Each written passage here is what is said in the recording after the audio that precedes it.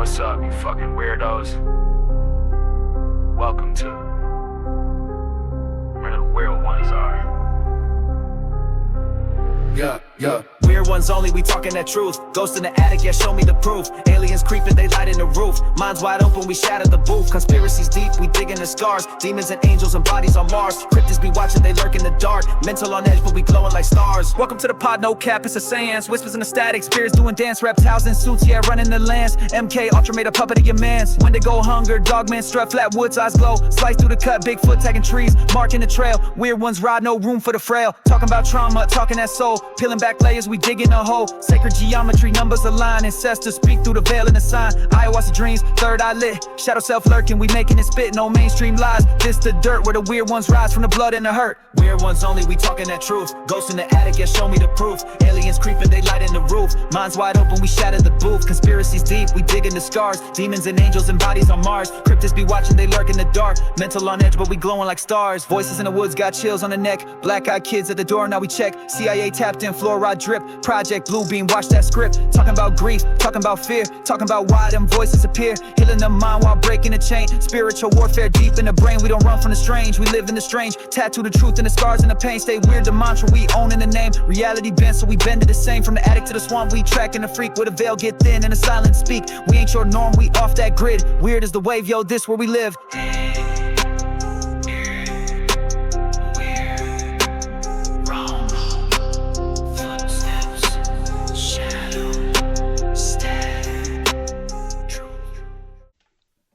Hello, we are Rachel and Heather, the hosts of Like Mother Like Murder podcast. And you're listening to Kevin on Where the Weird Ones Are. Oh.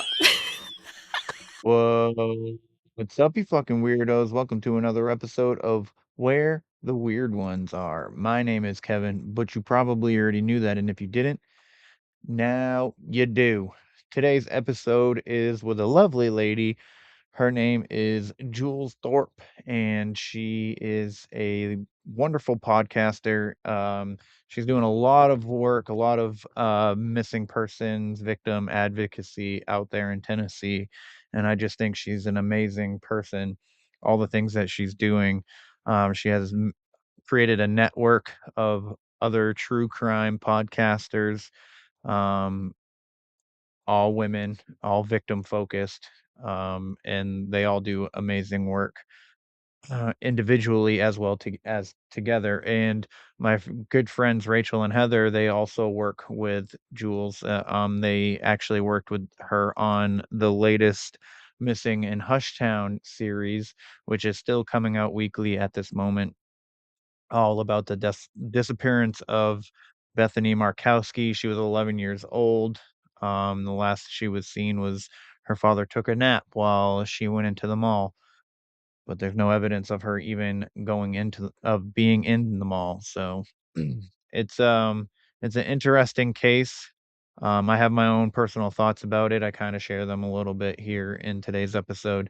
But yeah, we basically this episode we get to know Jules and everything that she does. And I think she's great. So moving on, sponsor is Flavors of the Forest.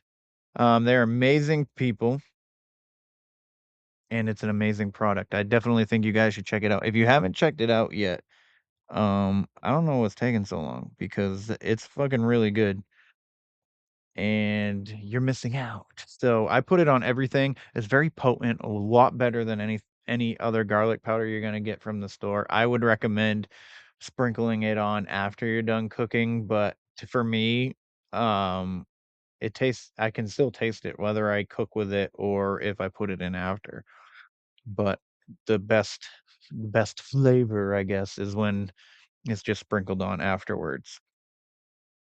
So that being said, you can go get yourself some at flavorsforest.com. You can also follow them on Instagram at flavorsforest. Nelson and Matt, phenomenal dudes. Go check them out. So I do have a word of the week for you. Obdurate. So it's pronounced ob, do, rit. It's spelled Obdurate, and it's an adjective. So the definition is stubbornly refusing to change one's opinion or course of action, even if faced with reason, persuasion, or evidence. So, example sentence here is despite overwhelming proof, the council remained obdurate, unwilling to reconsider their decision. So, this is a good one because it has sharp, almost old world authority to it. Perfect for describing rigid authority, rigid villains, I mean, immovable institutions, or that one character who absolutely will not bend. So, if you guys are out there writing stories and stuff, please add this word to your vocabulary, add it to your catalog there, and work with it. See what you can do. Eventually, it'll become a part of your vocabulary when you focus on words of the week, or words, learning new words, and you put them to work through out regular conversations and stuff like that. It becomes a part of your vocabulary, and it makes you sound a little more intelligent. I never sound intelligent, but that's okay. That's just me. I know a lot of words. Sometimes it's really funny. Sometimes I'll use a word and I'll use it correctly. I'm gonna be honest with you. I'll use it correctly. And then whoever I'm talking to be like, what does that even mean? And I'll be like, I have no idea. Um, but I'm also retarded. So there's that. But also, I just wanted to throw this out there as well as I do every episode is if you are experiencing any kind of mental distress here in the United States, please dial 988. That is the mental health awareness hotline. They are equipped to help you deal with any kind of mental distress. They have the resources. They can give you resources to help you out. They can also give you the resources to help a friend or family member or a complete stranger out if you happen to come across somebody who's going through a mentally stressful time. So take care of yourself, because if you're not taking care of yourself, you can't be taking care of anybody else. So, stay another day. You don't realize the hole that you will be leaving behind, and I think it's very important that you continue existing, because, there's light at the end of the tunnel. You just gotta get through the storm. That's it, you know? And, the storm is what helps us grow. So keep on healing out there. Not every day is gonna be sunshine and rainbows. So,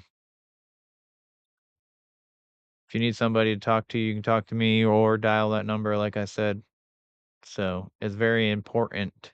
It's imperative that you don't transfer the trauma. And that's all I gotta say about that. So, please like, follow, share, subscribe, leave a rating and review. If your podcatcher doesn't allow you to leave a rating or review, you can do so on the website. You can also get merch, hot sauce, coffee and supplements. Check out my short story, my blog. Starting to write a little bit of a blog post for each episode before they come out. Um, so that's been pretty fun. I did it with Jules is with this episode. I did it with Nicole's the last episode. So I'm gonna try and stay on top of that. Patreon, it will be back up and running soon. I'm adding some new shows to that. And yeah. Um if you are interested in the Patreon, that is. I mean, it doesn't bother me if you're not, because I'm gonna be fine regardless, and I'm gonna keep doing what I do.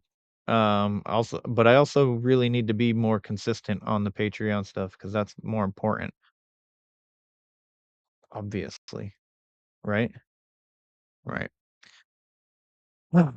Anywho, you can check out my books on Amazon. The Adventures of Rizzo and Weird Son, Monster Hunters, book 1 and 2 are out there on Amazon. Book 1, obviously, you can see right here if you're watching YouTube. Book 2 is upstairs, but I am going to be putting on the website a pre-order if you want either book signed, or so get and then I'll order a I'll make a bulk order of the book so I can sign them for you guys if you're interested in that. But yeah, 2026 is gonna be our bitch, dog. Gonna be our bitch. So I really hope we find Bethany Markowski. That's one thing that I'm hopeful for this year. With all the family members and the noise that Jules is making to bring awareness to this case, I think is super important. And I hope that not only do you check her stuff out, true crime and headlines, or I'm pretty sure that's what she said that is her show. Dude, she's a fucking great person, and I hope you guys know that. But yeah, all right, let's just get into this. Um, Again, I really enjoyed this conversation, and I really hope you guys help bring more awareness to missing people, because not everybody gets like this big um segment on the news, on national news. Um, and it sucks. So I hope we can bring Bethany Markowski home, bring closure to her family in some way or another. Um, I think that's super important. So, all right, let's get into this conversation with Jewel. Where the Weird Ones Go Productions.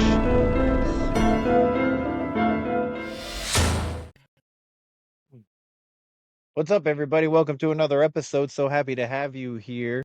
I have a very special guest. I love her to death, and everything that she does. She's an investigative podcaster for true crime. Um, and I first heard about her when you guys all know Rachel and Heather, my good friends over at Like Mother Like Murder. And if you haven't been watching the Weird Java stuff, Jules was on there as well. But I'll let her introduce herself and let you guys know where you can find her, where you can find all of her shows and what she does and everything like that real quick. So Jules, the floor is yours. Thanks for being here. What a nice intro. Thank you. Hi, everybody. So you can find me real quick on Instagram at your host Jules. I spell it Jules. On Facebook, I'm pretty active over there, and it's one of my podcast names. So it's True Crime and Headlines. And then I'm starting up a YouTube show coming up in a few months, and it's already out in the YouTube sphere if you want to go ahead and follow that so you don't miss any upcoming episodes. And it's a simple Your Host Jules on there too. But I am so excited to be here.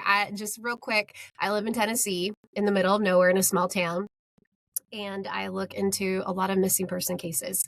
I'm a former high school teacher, and I just kind of have a love for helping people and getting into people's business and seeking justice. So it's developed into a full-time career. So here we are. And yes, full time, all the time. Yeah. She, Sure is. she, I wish there was more of me to help more people, but it's yeah, hard to say no, or I can't right now. But yeah. here we are. So, for the listeners, if you don't mind me asking, what got you started on this path to begin with? Gosh, I grew up in California, and my mom went to school for criminal justice, and so she was a cop when she started out, and my dad was a lawyer, and so I had a very judicial household. Justice was a very strong theme in our home, and I grew up very, very interested in true crime. from a very young age. I think the Manson Helter Skelter, that was my first interest. I took that book off the bookshelf when I was way too young.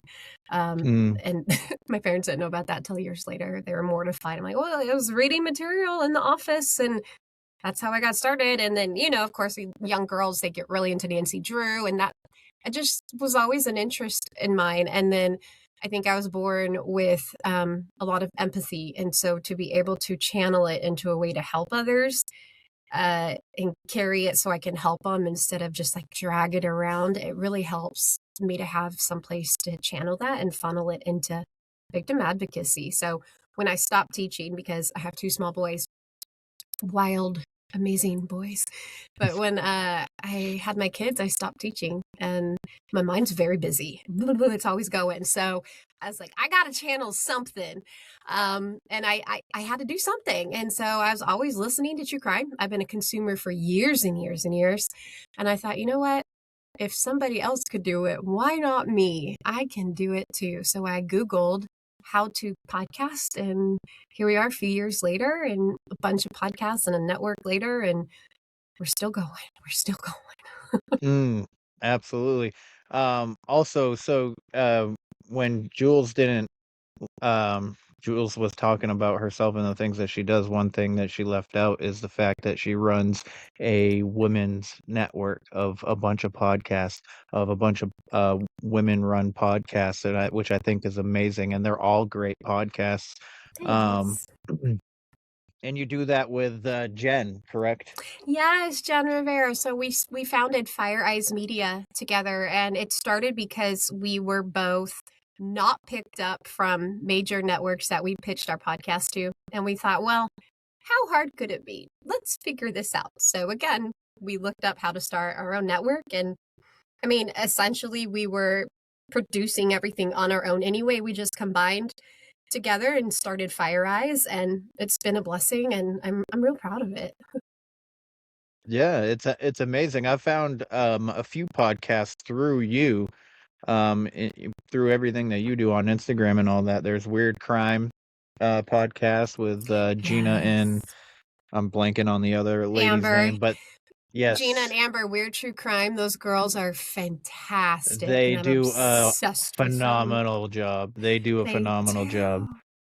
Their research is chef's kiss, and they're respectful to victims' families. And then we had Alicia Watson with Truly Twisted, and she's now Mm-hmm. branched off away from FireEyes, but she started with us, and we're so stinking proud of her. She has, if you haven't listened to Truly Twisted, she has just taken off, and I got to be a part of her early journey, and as her friend, it's been so exciting to see, because that's kind of the goal too, when you start podcasts and then push them out the nest, or if they feel like it's time for them to fly off the nest, go do Mm-hmm. it. We're just so tiny. Absolutely. We're limited with me and Jen. That's all it is. And going into this next season, though, we're trying to slow down a bit on taking in so many projects so that we can produce our own, because there's so many stories that we have spinning Mm, around. yeah.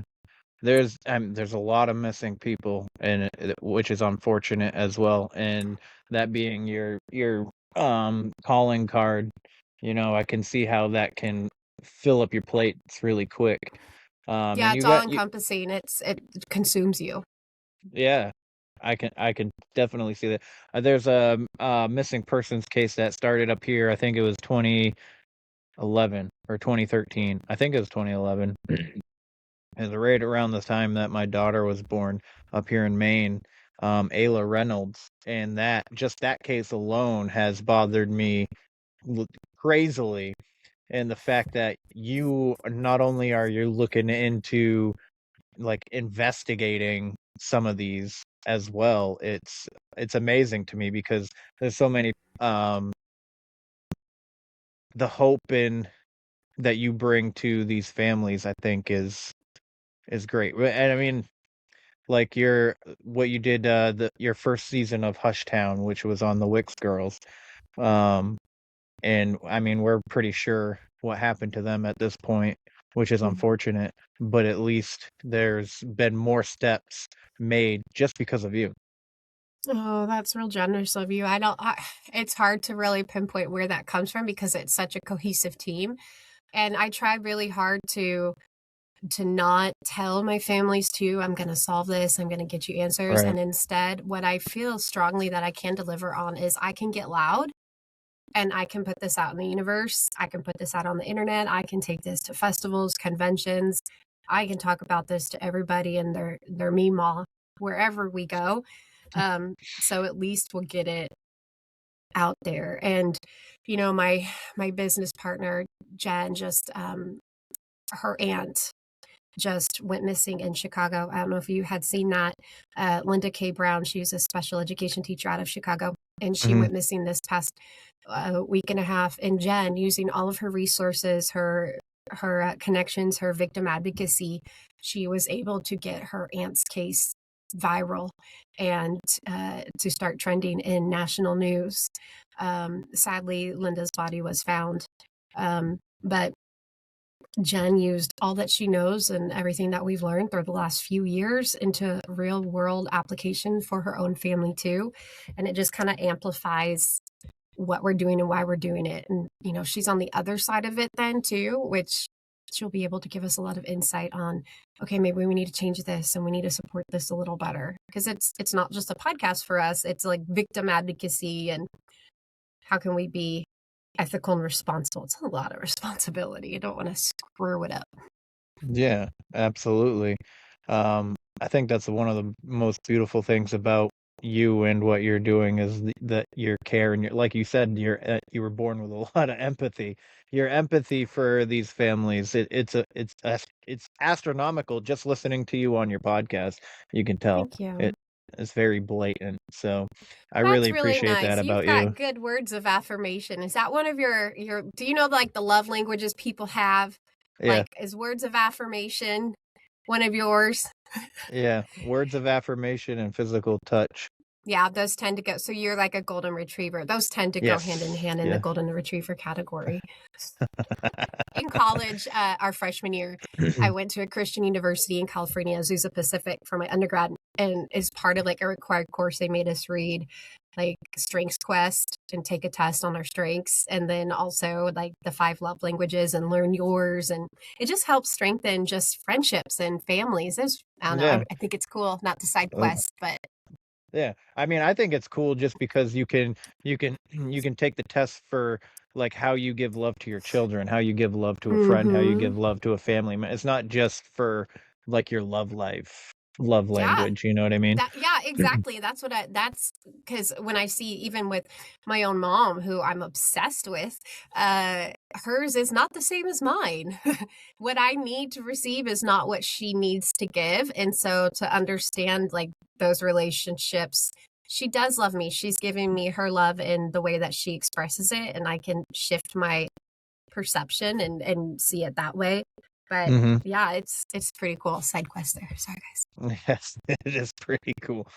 Um, so when you decided to investigate the Wicks girls, what was that Mhm. deciding factor to make it a whole series? Gosh, well, that's a really good question. I was doing True Crime and Headlines, the weekly podcast, and I Yep. asked a mom or women group in a town near us, like it's called like Ladies of White House. I'm in on Facebook.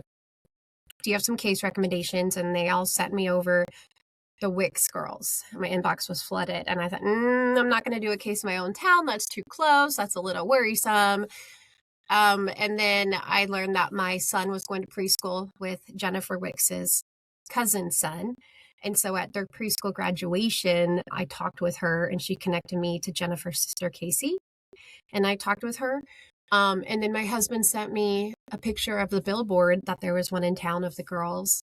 And he's like, you should do this. And I'm like, wait, really? Mm, And Jennifer Wicks and Adriana Wicks went missing from our town here in Robertson County, Tennessee, March 25th, 2004. If you're just catching up, and the podcast is called Missing in Hushtown. The first season is all about the girls. But at the time when Adriana went missing, she was only 2, and my son was 2 at the time. And I was like, you know what? This like goes back to that empathy. Adriana was 2. Jennifer, my sister's name is Jennifer. I get all these signs. I'm like, I gotta do this as a mom, as a sister. And so I talked with Casey. I was like, this story's too big to just do one episode. I want to do it justice. It needs to be its own podcast. She goes, okay. And we talked for a long time and came up with the name. I think we went through like missing in, was it like Good Old Boy, Hush Hush? I don't, there were a lot of like names. I wish I could find that list because some of them are really embarrassing. But we came up with a name that would kind of poke the bear and get people talking, and it worked. And yeah, I realized that this story really spoke to me, and it was off. We had to go. But you know, if you're unfamiliar with it, I spent a year and a half doing just the investigation part. And then I, you know, where the girls went missing, it was like 3 miles from my home. And so it's really deep rooted in this small rural community. Yeah. That's a lot of signs there, I would say. God definitely knows how to speak to you when he needs to, you know what I mean? Yeah, and the Wicks family has become, I mean, they've helped me in so much, and they always say, you know, we're so thankful for you. And I'm like, I'm thankful for you because in searching for the Wicks girls, I found so many pieces that I had lost on myself. And I think too, like the transition into motherhood, I went from a career where I was teaching every day, and you get feedback and you get interaction, and it challenges you, to then shifting my role to being stay-at-home mom, which is really hard for me. It's a hard job. It's harder than anything I've ever done. And so anyway, just it was a gift where I felt like I could be a better mom when I had this mission too, and I can do it from my home. Like, this is my bedroom closet. I took all my clothes out and made it into this little space. So we make it work. That's awesome. That's awesome. And now you're working on season 2, which you brought in some help with, Rachel and Heather from Like Oh my Mother, Like gosh. Murder. Yeah, and they Amazing have their women. network, Momcast Productions. Yep. I mean, they're the only ones I wanted in on it. It was either they join us or we just go forward and I don't have anybody else. It was either them or nobody else joins in, because they are the most encouraging hype girls. But also Rachel and I are especially close, and she challenges me in ways where she can say, I don't think so, or you need to move forward, or you need to breathe. Or if I say like, this is really hard, I there's a lot going on, she's like, everybody's got stuff going on. I'm like, you're right. That is, she gives me a real world perspective. And then we like pick ourselves up and we keep going. And she's one of my favorite people. But she lives fairly close to me, so we actually see each other a lot, and she has been so involved, so invested. She keeps me on track emotionally and professionally. If I could have her for everything, I absolutely would. You know, it's interesting because during the season of Missing in Hushtown season 2, we got a tip. And I don't know if we want to talk about that later, but we went and started, Rachel and I started a foot search team together. And we went and did foot searches in person together. But yeah, if you don't listen to Like Mother, Like Murder, you absolutely need to, because you can hear their evolution of their podcast from the beginning episodes to the newer seasons too, which there's always an evolution. Absolutely. I would start midway and go up, so you really get a sense of their purpose. They really find their purpose and their mission and their voice in the middle and towards it. But the beginning episodes are super important too. Absolutely. One thing that I can say, side quest, Rachel. Oh, I love it. Rachel has become, I mean, her and I also have become really close. We talk all the time. She reads all the things that I write before I publish them. So I wrote a script. She's read the script. I'm gonna be putting my script into a competition here for screenwriters. And she's read it. She's given me all she does, all she ever does is hype me up and tell me these amazing words. And if I could keep her in my back pocket, I would. You're gonna make me Honestly. cry. I just love her so much. It's so nice to hear Yeah. people say nice things about people you know deserve them. Yeah. I think she I think she came into my life in a time that I really needed somebody. Bless. And I'm sorry. Well, we can cry together. Don't ever apologize out of for having it. everybody that I've met, she's literally the only person that ever checks on me. And I don't know if she because I struggle a lot with mental health, and there's been days that she just knows, and I don't know how, and she'll just ask me. And so I just want to say that I appreciate her very much. I love Joel too. Her daughter is fucking hilarious. That's my girl. Anyways. That's my girl. That's the most beautiful side quest I've ever been taken on, Kevin.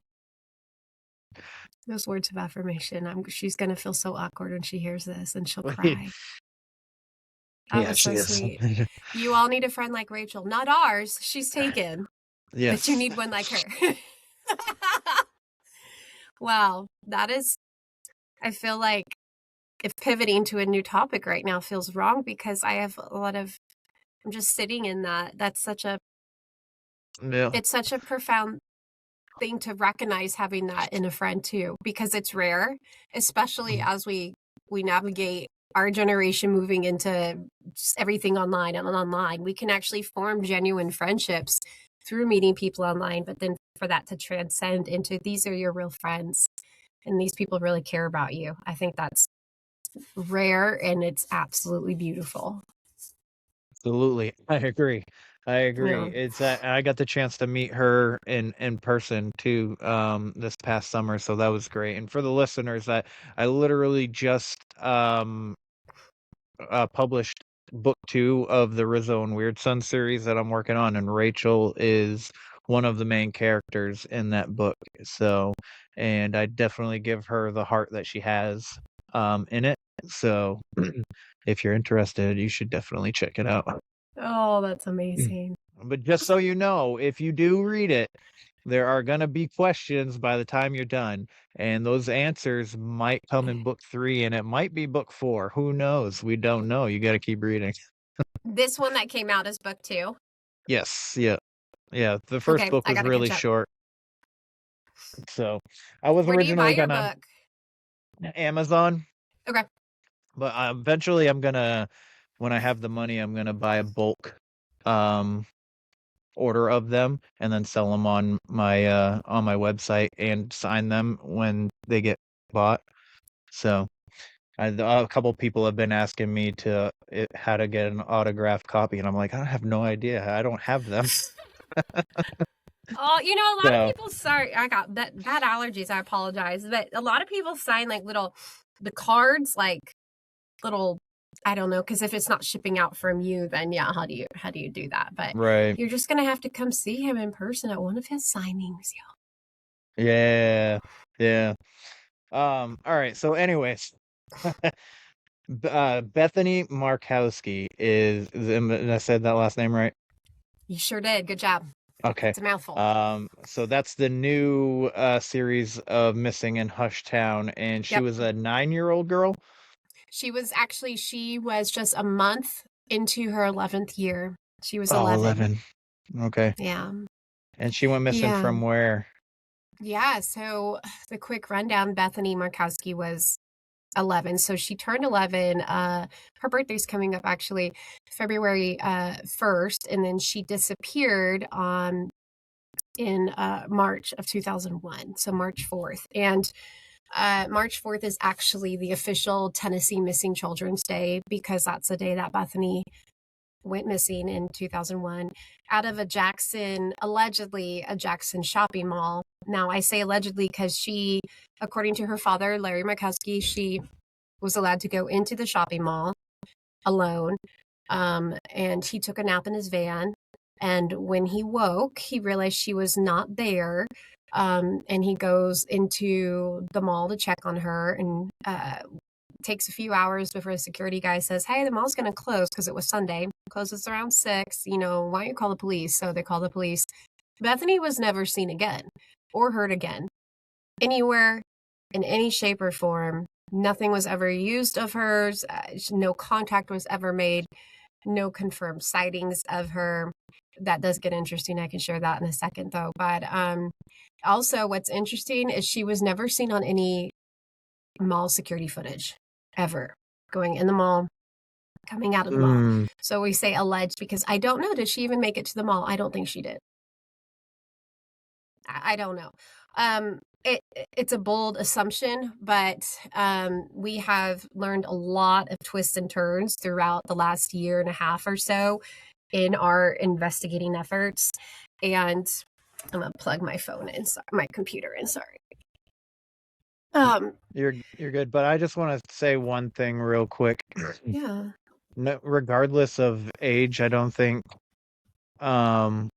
me as a father, and this is not to talk shit about him in any kind of way. He's missing his daughter. Like, this hasn't, it's not like as like a shot fired kind of thing, but I don't think that I could ever let any one of my kids go,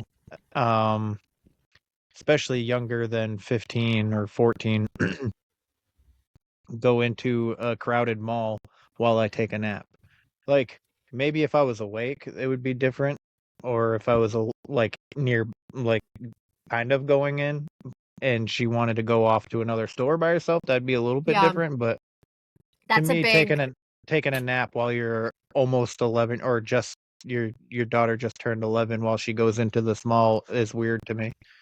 What's interesting, that's something people bring up all the time, and Yeah. I've received mixed reactions from that. Some people say, well, we used to do that all the time, but this Right. isn't the 80s, it's 2001, so it's not like it was as common for an 11-year-old to be sent in alone. Now, he does say in one of his interviews, and we play the clip on our podcast, he says he took a nap in his van and he woke up and she was gone, and he says, I made a mistake. Yeah, you think you did make a mistake, but is it true that, I question, was he talking about he made a mistake about letting her go into the mall, or he made a mistake about doing something else? And that's the question that we're trying to answer. Yeah. All right. So you guys have been communicating with Bethany's mother. Yes. So Johnny Markowski is Bethany's mom, and Johnny was married to Larry at one time.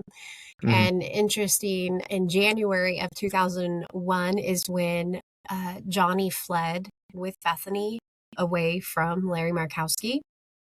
And then they go through a contentious divorce process, child support process, visitation. Larry is granted unsupervised visitation. So he has one unsupervised visit with Bethany 2 weeks before she goes missing. And then now the second unsupervised visitation is supposed to be from Friday, March 2nd through Sunday, March 4th. And that's the weekend that she goes missing. And the judge since excused himself from the case and everything because he had so much guilt, from what I believe, and regret allowing her to have unsupervised visitation, because Johnny actually had an order of protection against Larry Markowski. So she couldn't even do the meetup drop-offs because he couldn't be near her. So she had to have her sister, Bethany's aunt, take her to the drop-offs and do that. So it's so convoluted and multi-layered. It's very distressing too when you think about the domestic side of it. In fact, we have 2 more drops of the season. We've done 2 already. We've got 2 more to go. So I'm actually still writing the episodes, and I just wrote one where Johnny and Larry's other wife, his other ex-wife, sit down for the very first time and talk to each other because she met Larry when he was still married to Sheila, and he lied to Johnny and said he was divorced and this woman took his kids, but it was all untrue. And they talked for the very first time and shared stories of both of their alleged physical abuse at the hands of Larry, who he has denied ever hurting them except maybe once or twice, which means he's hurt them. Yes. Well, once is enough. Yeah, Yeah. interesting. I've communicated with Larry Markowski Oh, okay. through his current wife Valerie. They've been to get married for a long time now. They got married, so him and Johnny were officially divorced, I believe, June 2001, and I think the next day he married Valerie. Whoa. And so, yeah, he's been married to Valerie since then. And I've developed an unlikely, cordial, almost friendly relationship with Valerie. I kind of like her. She's got her personality. She's got a good sense of humor. She's very honest and open. And so I can tell her, I can say, hey, so-and-so said this in the interview. Let me send you the screenshot of the transcript. What do you think about it? What has Larry said about it? And she'll ask him and tell me. So I've been communicating with Larry pretty much this entire time. And I actually did speak with him on the phone for a little bit too as well. And he was considering coming in for a while to interview. I don't know anymore though. Is it because it's kind of looking a little fishy for him? Do you think? Well, it's looked fishy for just over 2 decades. Yeah. But some of the things that his daughter Jenny has said on the podcast has really pissed him off. Okay. So he's kind of been done with it. But there's a lot of stories that people will relay that he says everyone's lying, and so it comes down to, well, everyone's lying except Larry. And I've asked him, come on, I'll give you a copy of our interview. I'll even go over everything I'm talking about on the podcast. So you have a chance to address everything. And he did think about it, but he says, what's the point? Yeah. And, I mean, he does have a point. Everything he does is very guilty looking. He's never once gone to any of the vigils, to the searches, to, any foot searches, nothing for Bethany. Oh, man. That's wild to me. That is. Yeah. Because it's not commonplace as a father. That's not how you would react. But then we're thinking with a rational mindset. And so I know that Larry's upbringing was traumatic, not good. And then he in turn treated other people not well. And was like a garbage human being to most people. But I still want to give him the floor to share, because I said, Mr. Markowski, if you have nothing to do with this is when we were on the phone, why not just talk to me then, so we can stop looking at you, because what everyone says. He goes, you can say it that I did something with my daughter. I said, well, yeah, everyone thinks you're guilty because you don't show up. And so I've been able to be very, very direct with both of them. So it's, Valerie Markowski actually, and you guys are hearing it first here, she's agreed to interview with me. I asked her months ago, and I don't badger people. I asked her because she wasn't in the picture when Bethany was here. She entered the picture after. So she only knows Larry after Bethany. So she only knows what's funneled through him to her. But she told me, she's like, I'll come interview with you. I was like, what? Okay, let's do it, girl. Yeah. Yeah. Yeah. I mean, as a father myself, I don't think there'd be anything that I wouldn't do when it came, especially if my kid went missing with me. Oh yeah. I don't know. I wouldn't be sleeping. I wouldn't definitely be getting married fucking 2 months after my daughter went missing. That's not something that I'd be focused on. That's to me, 2 months after your daughter went missing, you're having a happy day. That's You know what's even worse is so Bethany March 4th goes missing. Right after that, he reconnects with a woman he was having extramarital affairs with throughout his previous marriage and drives out to California and picks her up in his truck and drives around with her for a few months, starting that. Instead of, looking for Bethany. And then he meets his wife, Valerie, and they get married. And so he has had 3 relationships in the span of like 3 months, a divorce, a marriage. It's wild. The behavior to me is very erratic. So if I do, however, want to remain as objective as I can, I know I cannot because I am biased, and I will say that. And I get to be as a podcaster, not like a reporter. But 2 things can be true. He could absolutely just be a garbage human for much of his life. I don't know him now, and neither do the people that were treated poorly. They don't know him now. And everyone says they hope that he treats everyone well and he's changed. And they truly mean that, I believe. But he could have nothing to do with Bethany's disappearance and had just been a garbage human. But I caution believing that. So. Yes, especially with the track record of divorces, especially tense ones when there's a child involved and then the child goes missing. It tends to be one of the parents. Oh yeah, when Johnny took Bethany and fled from him, January 23rd, 2001, I believe. She took Bethany out of school and fled to Nashville. Well, on her way out, so they were in Gleason, which is more like West Tennessee, and they met her sister who came to pick her and Bethany up.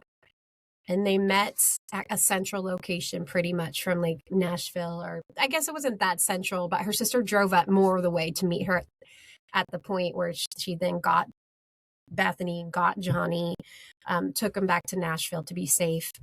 And the place where they met Johnny was at that shopping mall.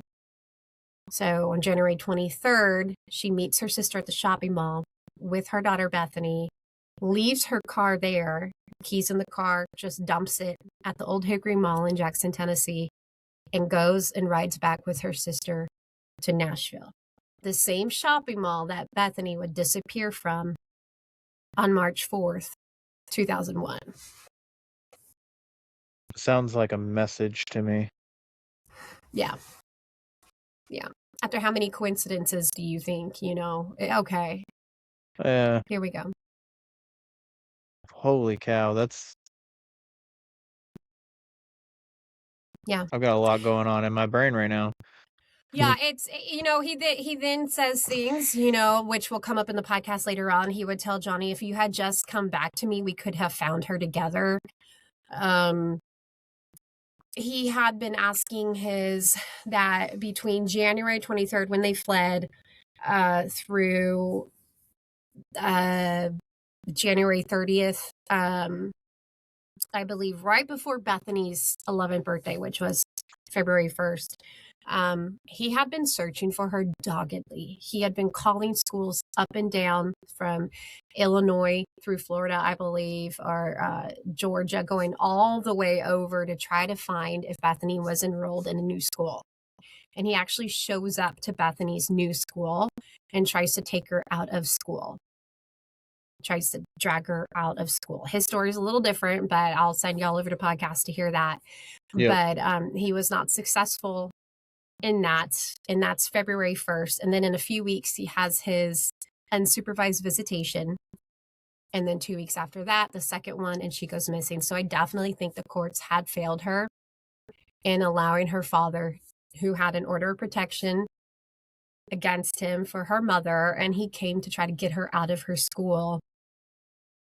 I think that was a big misstep that may have cost Bethany her future. but he was searching for her like crazy. Even he asked his best friend at the time, come with me, help me find her. His mom even calls his friend and says, please, you have to help Larry. He's so distraught. After Bethany goes missing, he does not act like this. He doesn't try to seek her like he did when he knew she was with Johnny. There's a complete shift and pivot in the desperation of trying to find his daughter. And then he gets married right away, moves on with another individual. That's wild. So, So did the police, like, did they investigate him at all? Do you know? yeah, they did. So, Jackson had not dealt with abducted children really before. This was new for them in 2001. And so when they started handling it, they reached out to the Tennessee Bureau of Investigation, the TBI, and said, hey, can you run this name for us, Larry Joe Markowski? And they said, well, why? And they said, well, his daughter went missing while she was in his custody. And they said, you had a missing girl. You're supposed to call that immediately. And so it was multiple days after Bethany went missing that the TBI was finally brought in. TBI then gets possession of his van that he had at the time. But I believe it was 9 days from when she went missing to when they finally get possession of his minivan. It was an Astra 1995 van, but it was kind of like sliding door, kind of work / hybrid passenger vans. So he had 9 full days where he was not being severely, looked at because they didn't have anything to go by. But they did bring him down to the police station that night, and he kept falling asleep. That's a claim he denies, but former Officer Holt, the one leading up the charge at the time with the Jackson PD, confirmed it with us, as did Bethany's mom. So they kept having to wake Larry up that night. Now, he did stay awake. He was awake for like 24 to 36 hours. There's a lot of like manic appearing behavior that occurs throughout that short. And I think we do a pretty good job on the podcast going through it and piecing it all together. If you guys are a little confused, if I'm going all over the place, I think the team and I really worked to put it all together so it comes out nice little bow for everyone to follow, because there is a lot, and it's changing on us quite a bit too. Yeah. So I don't even know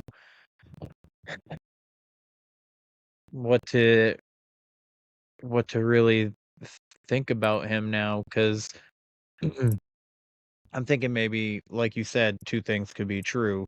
That, he's just a terrible person and had nothing to do with it. But to me, I don't know, like the divorce situation, like you said, the going crazy looking for her when they ran out on him, and then once she's actually missing, there's nothing, and then a couple months later he's getting married, and like literally the day after he's going to California, like you said, driving around with another lady or wherever he went. That's a crazy story. She recounts being on his truck and because he was a long haul truck driver, and he never talked about Bethany, and this was fresh. She didn't witness him going on any searches for him, putting up any flyers for Bethany. She does relay to us in an interview coming up on the podcast that she did hear him call TBI and inquire about Bethany, but most of the time the focus was asking about, well, what's Johnny doing? Where's Johnny? Oh my goodness. One thing I didn't tell you yet was the day of Bethany's disappearance. The morning of, Bethany called her mom from a house phone from her father's house in Gleason, Tennessee, the home where they used to all live together. And she said, Dad told me that you have a boyfriend, Mom. And she could hear Larry in the background. And Johnny said, you know what? Don't worry about it, honey. It's not true, but don't worry about it. It's nothing you need to worry about. We'll talk about that later. They weren't together, so what did it even matter? But he was so fixated on it. He then drives Bethany to this alleged boyfriend's house, and they park in front of it. Takes his 11-year-old girl and says, this is where your mom's new boyfriend lives. And that's on the day that she goes missing. What the And that is hell? confirmed. Yeah. So it kind of goes in the category of this was always about Johnny. This was always about what can we do to get back at Johnny? What can we do to control Johnny? And we really walk the listeners through all of the patterns of abuse and coercion that are shown in Sheila's marriage with Larry, in Johnny's marriage with Larry. It's horrific, if I may say so. Yeah, relationships are always tough to begin with, but when you add that somebody that's like that into a relationship, it's never a good thing. And manipulation is easy. It's a lot easier for me to see now, relationship wise, and a lot of these true crime podcasts, they'll be telling the story. And a lot of times, like now, like they'll tell you exactly like the personalities and stuff and how people are acting before they really get into the real true crime story. And I'm already like, dude, it's the husband or it's the wife, whoever's exhibiting this like kind of like narcissistic behavior. Which, not saying that narcissistics are all of them are just gonna go out and murder people. You can still what's the word? You can still operate in life without being a shit person as a narcissist, to be honest There with are a you. lot of psychopaths out there, which is not actually the word. It's antisocial personality disorder. Yeah. Sociopath. But there's a lot of people with antisocial personality disorder that are not murderers. There are a lot of conditions that people can have where they don't do these violent, heinous things to people. And I don't know if people really realize that. It's not all one and the same. Exactly.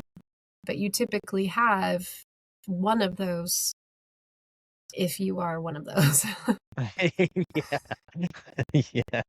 Oh man, like the more that the more you talk, the more I'm convinced that this guy had something to do with it. Unfortunately, I just wish at this point, like, what's the point of keeping it and like give some closure, maybe, Self-preservation. I think there's self-preservation. Also, if he's not guilty, we've been barking up the wrong tree. And so, right. Full transparency, I've gone down every theory, every lead. I really have. I've been searching for her alive. Did the mall have outside cameras, or was it only inside cameras? I think that they were focused on, they looked at the cameras on the interior. So I believe now that I recall, some of the bigger shops had interior cameras. She wasn't seen on any of those because they did look at the cameras that evening. And then the exterior ones at the entrances and exits, she was not seen on. Damn. Yeah, Larry told me that he believes that Johnny had Bethany kidnapped, and she had her brother-in-law take Bethany to Switzerland. I believe a few years ago, he believes they took Bethany to Australia. So my curious butt followed those leads and looked for everything I could find in Switzerland and Australia, trying to tie those pieces together, Bethany's former brother-in-law, and I just couldn't. And we've had some tips and leads of things about, a recent tip we had from an individual was that Bethany was in an open area around the county where she went missing. So we went and we looked for her for 2 full days. We did a full, intense, professional search team with a cadaver dog. We didn't find her, but we're not stopping. I think we will find her. Not me personally, but I think Bethany's brigade, anybody that's out there searching and fighting for her, I think she will be found. If she is no longer with us, I have a really strong feeling I know where she is. And I also have a little bit of a strong feeling of where she is if she is with us. So I've been doggedly searching those. I would say possibly borderline obsessively, which might not be healthy, but I mean, how could you not? Mm. You know? Right.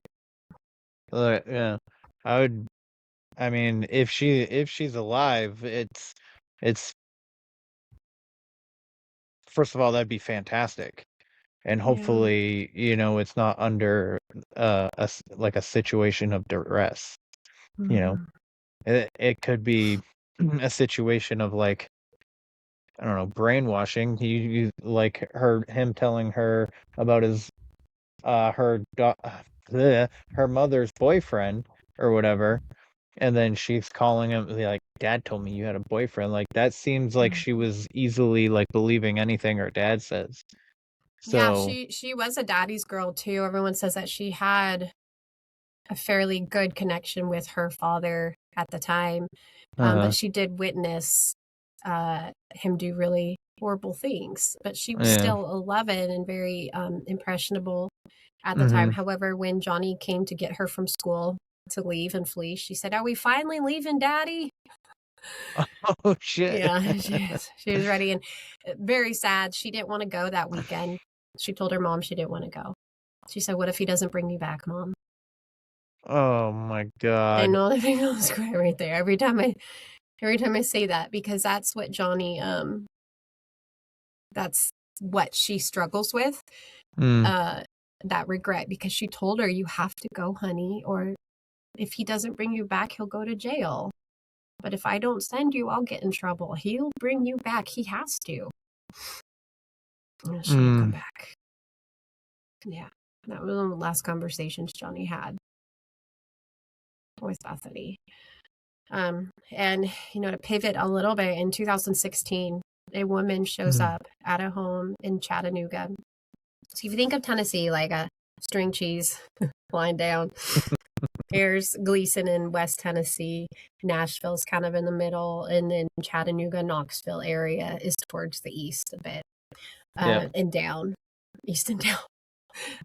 And I'm really bad at directions, but that's basically what it looks like. So Nashville's kind of like the central area. In 2016, a girl, seeming to be under the influence of either a mental break, psychosis type of thing, or drugs or alcohol. I do not know which one to confirm, but we can kind of just assess how she probably appeared. She was, I believe, barefoot. I don't know if she was dressed or not. Don't quote me on that one, but we'll be able to clarify that when we tell it on the podcast. She shows up on someone's doorstep and they say, "Do you need help?" And she says, "Yes." And so they called the cops. Well, she flees. The police find her. She goes to a mental hospital, a mental hold. And she says her name is Bethany Markowski. And her birthday is February 1st, 1990. This is Bethany's name. That's Bethany's birthday. Mm-hmm. So TBI calls Johnny and says, "Hey, I think we have your daughter." And Johnny's freaking out. All of her family comes over to her house. And she's like, "I need to get her a car. I need to get her a room." Everyone's waiting there for this DNA confirmation. And they think her daughter's finally coming home. So from 2004 to 2016, she's waited. And finally, this is a call she's wanted. And everyone's gathering, excited. And then the TBI calls and they say, "We're sorry, Johnny, it's not her. We can't tell you who it is. That is not her." Per DNA test. I've never seen the test. And I'm just not trusting by nature with stuff like that. Yeah. Because I don't know what a right would be to a woman as an adult who wants to be gone. But I have searched this individual up and down. And we'll go, I won't give that away, but we're going to dive really into that in the podcast. And it's got some pretty pretty surprising revelations that we've come across. But no, we don't believe it was Bethany. But how did this girl know? And then they showed this girl a picture. They said, "Who's that?" She was like, "That's me. That's my mom." Now, I don't know if they just showed her one picture and it looks like a kid and a mom. So you can deduct, Right. And I don't know if I'll ever know because I can't get in touch with the TBI agents. And since it's an open case. Now, I will say the FBI agent that's now on it is fantastic. He's incredible. He responds back to me. He's always responsive and never makes me feel stupid. And he follows the leads a lot. And he's very, very caring and sensitive to this and gave us his stamp of approval for the foot search and helped us with that. So that was pretty incredible. He really wants to help. Yeah, I Shout think we out, need Scott, if you're watching. I think we need a little more caring and empathy in our law enforcement too. I mean, I know that they see so much and they get so busy and stuff, and um, but I would personally like to see a little more empathy out of them. Yeah. Not saying that they don't have it.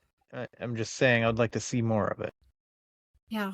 I don't know enough to know what my assessment is because it's the sensationalized stories are the ones that we hear about. We don't hear Right. about all of the amazing pieces and parts, and so I think that is so hard to know. But I do know that there is an extreme lack of training for mental health, and the majority of cases could end very differently if there was. That's how I feel. And we get mental in health to support the officers as well. It is a very that too. traumatic job. It is very traumatic, as when they have to pull their trigger, they don't always. It's not like they wanted to. A lot of times, you know what I mean? Even the being physically and verbally berated constantly by people who are in their worst moments of their lives. That's when they come in. And so over and over and over again. But I also do podcasts where there's a lot of corruption. And so my sample pool is very different than the big sample pool. So. Yeah, I can see that. There's so many from law enforcement that I know and that I've known throughout my life, that a lot of them my God, if I can frickin' speak a full sentence. Cheese Louise, pepper cheese, Gosh, so I used golly to jeepers is what I like to say. You can adapt that one. Gosh, I'm golly gonna have to jeez. take that. When I was younger, I used to get in trouble a lot. And every time I did, all the cops around here, they were always super nice. They never said anything negative to me. There was one time, the first time I ever got arrested, it was for driving my dad's car, and I was 13. I didn't have a license. So they arrested me. I accidentally went down a wrong way on a one-way, and I didn't realize it. And I ran a stop sign. But anyways, so they kind of like said something cheeky to me back then, like, because my dad was trying to get his car before they towed it. Because I mean, obviously, who wouldn't try and get their car before they tow it? Yeah, that's like a lot of money. Yeah, so he's I got trying towed to all the time in college. That's a yeah. lot. Yeah, my dad already has to deal with me being arrested, and because I took his freaking car without permission in the middle of the night, he's woken up, and then he's trying to get his car so he doesn't have to put this bill. And so he's trying to get into the car, and then I guess they heard it over dispatch, and then the cop looked at me and goes, "Huh, like father, like son." And I was like, "What? What would you do if you got woken up at fucking midnight because your son stole your car?" Like, where you just be like, "Oh yeah, I'll just get my car tomorrow when the tow truck place is open and I can give them $1,000 that I don't have."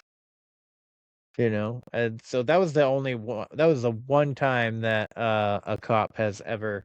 Every time when I get pulled over for speeding, when I've gotten into car accidents, which I've only gotten into two actually. I got into two, and it was not my car. It was um company car. It was a big truck because I drive big trucks and stuff. So every interaction I've ever had on a civilian level with police has been fairly positive. So I, and I was kind of a criminal, a little bit, It's kind of a criminal. kind of. I didn't really do criminal things, but I guess, I don't know. I couldn't keep my hands to myself, if you know what I'm saying. Yeah, you and Selena Gomez. Yeah. So, and then when they would arrest me, they would be like, Mr. Sapio, you can't be doing that. And I'm like, yeah, no, he pissed me Oh, off, and stuff like that. But, I um, can. yeah. So, but yeah, Can you hear my anyways, children? I heard a sentence a minute ago. That's why I keep muting. Sorry, It's everybody. okay. It's okay. Um, but yeah, so that was my little spiel that they're not all bad. Granted, No. I'm not saying that they all get into those positions because they want to help. A lot of them, not a lot of them, but I'm sure there's a percentage that just want that power trip. But Well, every anyways, career has really shitty people. I remember when I was a teacher, we had some horrific teachers and they didn't same, care. yeah, And it just really rattled my cage. And I have a lot of friends who are officers and amazing detectives. And they tell me, when everybody else screws up on their job, like, oh, boo hoo, you go home. But if we do, like, someone could die. I'm right, like, oh, yeah, yeah, you know what? Okay, like obviously, but it was a very interesting moment to hear that. But obviously it's a very dividing topic in our country right now. And oh for sure. I will say that over here in Robertson County, I do feel the last decades were very corrupt. Crowd It's control. all right. Well, let's talk about your husband for a quick second. Talking about corruption and stuff like that. I do feel like there's a lot of corruption in politics going all the way to the highest form. Yeah. And the fact that he's taken the initiative to put himself out there. When you get involved in politics, your life gets put on a spotlight. You know what I mean? Especially in your area, because he's more local or state or town, the state, right? For this whole Yeah. state. Yeah. Yeah. So, For Tennessee District 7 is what he was running for. So he's a former combat helicopter pilot. He's mhm. got for the Army, he's got a Air Medal of Valor for a mission that he flew, which actually the people that he flew it for received the highest honor from the president for that mission, the Medal of Honor. It was a pretty big deal. He doesn't, like to talk about it very much. In fact, I only found out about his Air Medal of Valor because he got a license plate that says it, because he said he didn't have to pay for the registration. So he likes a deal. And I had so we've been married 16 years and I had no idea until the last few years that even had that, because he doesn't, and we talk like, but he just doesn't talk about that. And so I'm like, whose Air Medal of Valor is this on my CRV? Like, that's mine. Like, he's like, I didn't have to pay for registration. I saved like $22. I don't know how much it was. Like, okay. Got me out of a speeding ticket once. So, Nice. Well, thank him for his service from I all of will. us over here. He saw some pretty crazy stuff. So he went right after the Twin Towers. So right in there is when I think his unit was the first to go and come back. So he did Iraq and then he did Afghanistan, and we met right after he got back from Afghanistan. I was his bartender in downtown Nashville, and we met that way, and got married. And after we had kids, he found a different purpose. He wants to make the world a better place for his kids because he really fears the future and that for his children. Yeah, that's amazing to take the initiative like that. I don't think I could ever do that. I don't think I'm smart enough either. You're smart enough and you could do it. I think it's just, I'm here to tell you, I think it's just, are you crazy enough? We knew going into running for Tennessee District 7 for Congress that he was not going to win the special election, because when he decided to run, we thought we'd have a year and a half or whatever it was. And then the current seated one quit. And so they had to do that special election. So he just worked diligently to get his name out there. And then he ran independent. And, you know, that they really, really pushed out here the individuals in politics they sent out to our small town. It was just crazy. They spent millions of dollars trying to split the votes of Republican and Democrat by voting for John and not him. My husband spent like $2,000, if that. The other party spent millions putting out flyers promoting him to try to split the votes from the others. So we started getting like mailers with his face and different pictures they pulled, and they're like talking about who's doing this. It became very bizarre and surreal. He's got a thick skin though with everything. We are very opposite, which is how we work very well in that aspect, but nothing really bothers him. And I told him, I said, look, I'm not taking my nose ring out when you run. I'm not going to filter what I say, and I'm still going to do podcasts, and I'll support you 100%, but I'm just going to be me. He's like, yeah, okay, cool. I said, if anyone comes for our kids, I will annihilate them. He goes, yeah, for sure. I was like, okay, so let's do it. Let's go. Yeah, that would be the one thing that I would worry about for politics is my children. It seems like they Because keep them out yeah, a lot now. It's like an unspoken thing, but I'm very protective. Yeah, I'll see red. yeah, I'm not gonna lie. me too, me too. I have strong opinions, and I know a lot of people, um, on a certain side get very agitated and a little violent at hearing the words, you know, Yeah, that I disagree with them on or something like that. And it's really weird and bizarre world right now. it is. Um I mean, we didn't have cameras up functioning when I was doing an investigative podcast into a double homicide in our town. But when he ran for Congress, we got those cameras up. yeah, Because it could get ugly, and I hate that. I yeah, me hate too. that. And I've spent a lot of my life trying to focus on what issues I want to promote.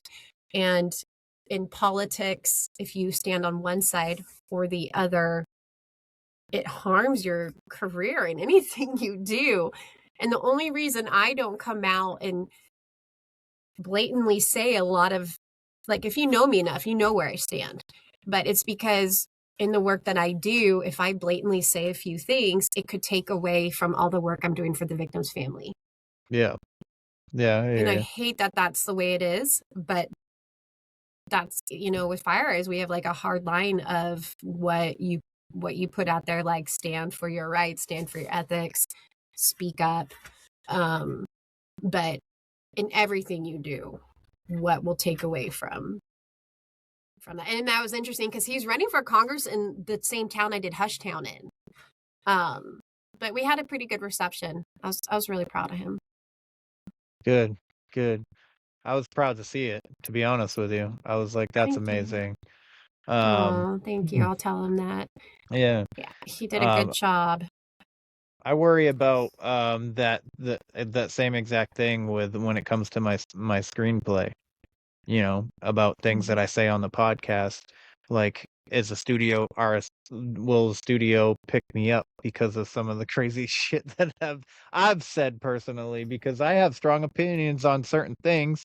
But you know, politically, I'm not really like one-sided. I'm just like more anti-government. I just think the government needs like a really big shift right now. You and John would get along very well, actually. I think we've lost the art of disagreeing too. Yes, absolutely. And actively listening. Mm-hmm. I feel like everybody in politics needs to go teach at a high school to learn some conflict Yes, management, yes, resolution. yes. There's too much. Like I said with Nurse Nicole, in the episode that comes out on tomorrow. Um, too many people are making their ideology their identity. So when their ideology is challenged, it feels like an attack. Yeah, and it divides families too. I mean, even in my own family, it's torn people apart. But I will always say, especially with people that I love and I know different facets of who they are, Yeah. let me hear you out. Let's talk about it. And then I can decide, how I want to proceed if that goes against the core root. But oftentimes it doesn't. We just don't understand where we're coming from. And some issues, like, you don't falter on, like, you're very strong and steady in them. And it's a very tricky time. Yes, absolutely. Well, Jules, I got one more question for you. Are you finding fulfillment in everything that you are doing? Wow. Everything. Yes and no. Mm-hmm. When I think of fulfillment, I think of joy and peace. Okay. But unfortunately, I don't feel peace or joy in the active, like the verb part of doing this job, where you're actively in motion searching because it's so devastating. But I feel fulfillment in terms of, I feel like I'm fulfilling what I'm supposed to do right now. And I don't think I have to be joyful and happy with that. I'm already have a lot of joy in my soul to carry me through like these really dark topics. I feel, yeah, I guess I feel like this is what I'm supposed to do in this avenue. I think there's a lot of areas that I have left unwritten, especially but just personally as a wife, as a mom. It's still like this balance. I'm not good at the balance yet, and so that's why I hesitate at first. I'm like, I don't feel like I'm fulfilling my requirements and my what I can be to be a better wife and mom. But yeah, it's a definitely a balancing act. But yeah, I think this, I feel in my gut that this is where I'm supposed to be right now. And who knows if that'll change, but right now, yeah. Oh, I like it. I like that answer. Because like you said in the beginning, two things can be true. Yeah. So, That's true. all right. So for anybody who missed it in the beginning, if you don't mind letting everybody know where they can find you and all the things that you do. Yes, you can easily find me, a little too easily, on Instagram at your host Jules. You can say hi to me there. I would love to say hi to you. And on Facebook, True Crime and Headlines, very active on there. And then I am starting my YouTube show, but the channel's already up. I actually have my first interview this week, so that's exciting. And that is your host Jules, so it's on there too. Dope. Jules, thank you so much You're for doing welcome, this, friend. sitting down with me and chatting with me about the case that you're working on right now, and just kind of like some of the multi-facet things that you do. The side quests were fun. It's you're an amazing person. You're an And amazing person. I hope you don't change. So yeah, so again, time is our greatest currency. The fact that you chose to sit down with me for an hour and or 15 minutes is amazing to me, and I greatly appreciate it. Oh, you're welcome. I feel fulfilled Oh. talking with you. Thank you for all your kindness and just reminding me that there are good people. Aw. All right, everybody. That is today's show. Please check Jules out. Definitely check out Missing in Hushtown, season 1 and season 2. That's right. And other than that, Please like, follow, share, subscribe, leave a rating and review. If your podcatcher does not allow you to leave a rating and review, please consider doing so on the website, where the weird ones are podcast.com. That is also where you can get merch, hot sauce, coffee, and supplements. I also have some short stories up there as Speaking well, of side so quests, check it out. you are my Side quest. people. All right, ladies Thanks, and guys. gentlemen, you know the drill. Question everything and stay weird.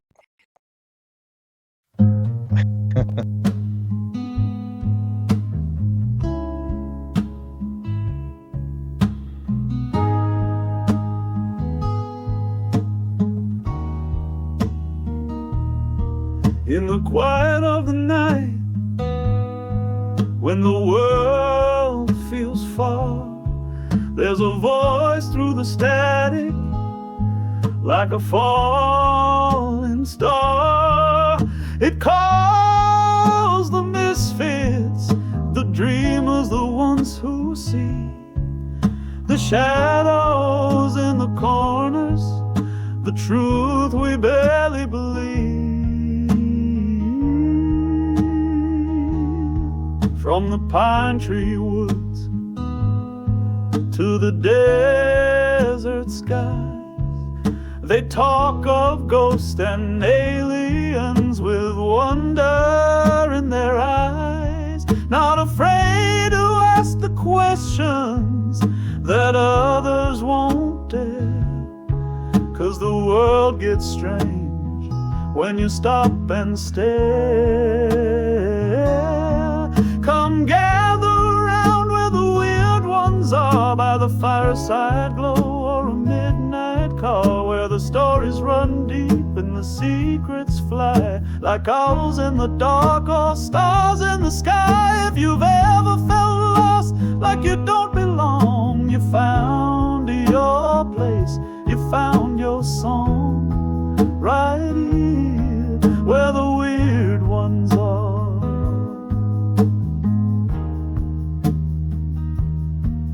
They'll talk of cryptids, time slips, and deja vu, of spirits that linger, and what might be true. But more than the monsters, it's the people you'll find who dare to be open with curious minds.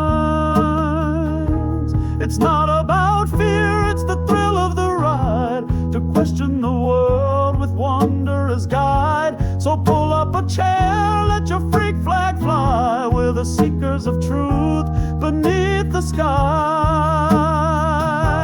Yeah, come gather around where the weird ones are, on the moonlit thoughts and cosmic scars, where the veil feels thin and the questions burn, and we chase the strange at every turn. You're not alone, not in the dark, you're with a tribe. You found the spark right here where the weird ones are.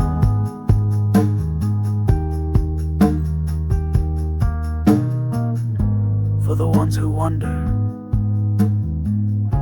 for the ones who know, welcome home.